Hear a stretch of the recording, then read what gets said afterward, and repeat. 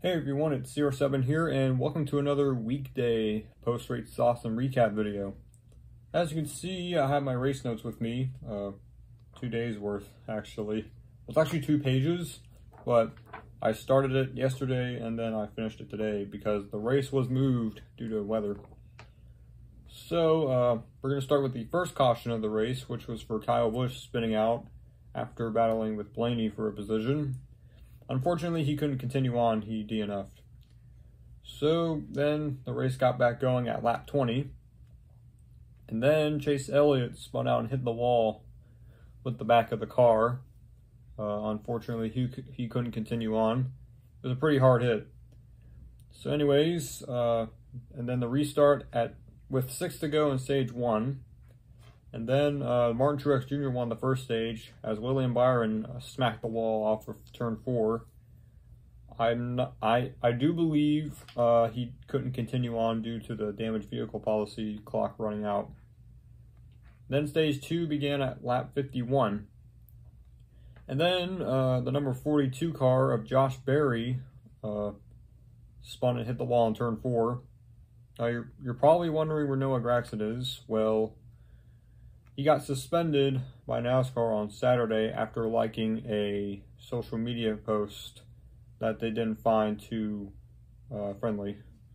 But I won't talk about that any further to avoid drama in the comments. So moving on from that really quickly and swiftly. So anyways, the race got restarted at lap 70. No, wait, I actually skipped ahead. My apologies. Restart at lap 56. A correction there. And then fighting for the lead, Christopher Bell hit the wall in turn 1. He was able to continue on. And then the restart on lap 70. And then the caution came out due to weather, and that's what led up to the race being postponed. And on pit road, Ryan Blaney and Corey LaJoie had a discussion on an on-track incident that happened before the caution came out. It was LaJoie trying a slide job, but he came up the track and hit Blaney, and then on the next lap, Blaney doored him on the front stretch to show his displeasure. But I'm assuming the two worked it out.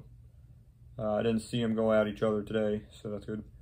So the next day, which is today, the race resumed at lap 83. That's when the green flag came out. And then Ryan Preece almost hits the wall, having a flat right rear tire. I'm not sure how he didn't spin out his car, but that brought out the caution, just in case if there's any debris. And then the restart at lap 108.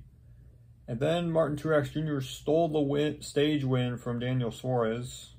He won stage 1 and 2, living up to his name, stage winner MTJ.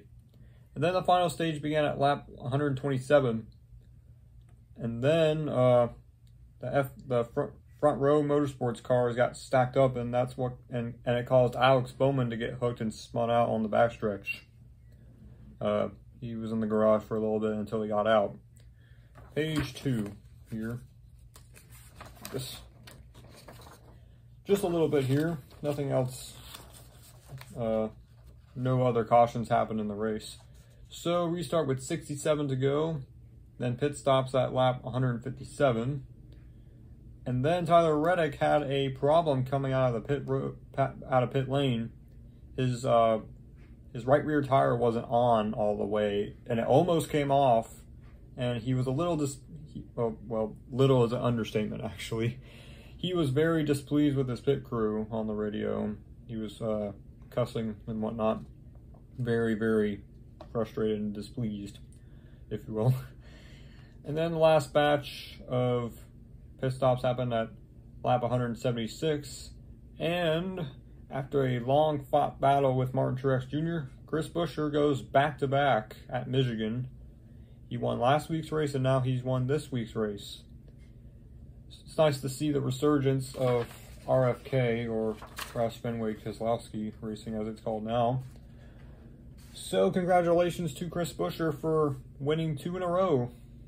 And that'll help him out in going into the playoffs. And also, now to my thoughts on the weekend. It was a pretty great race, some pretty great battles. It's a shame Noah Gragson got into the situation he is right now, but that's besides the my thoughts on the race. The racing was pretty great. Not a lot of cautions and whatnot. So that'll wrap up this post-race thoughts and recap video. Stay tuned for next week at the Indianapolis Road Course, where Shane Von Gisbergen will be running it as well, making his return. I wonder if he's going to go 2 for 2 in his NASCAR starts. I'm curious to know if he's going to tackle the Indy Road Course and win that too. There's also another V8 Supercar Touring Series driver, and he's driving the 33 car, but I'm not sure who that is. Leave a comment on who it is. I forgot who it is. I think also an IMSA driver is going to be running that event too. So we have some road course ringers for next week, so that'll be interesting. So that'll do it for this post-race thoughts and recap video. Stay tuned for next week's one, of course, and also stay tuned for later today for a diecast review. It's currently out for delivery right now as I'm speaking, so I should be expecting the box later today. It is a new diecast from Circle Beat Diecast that I'll be reviewing later today. It'll come in a box. So that'll do it for this video. Subscribe for more content, and I'll see you in the next video. Bye-bye.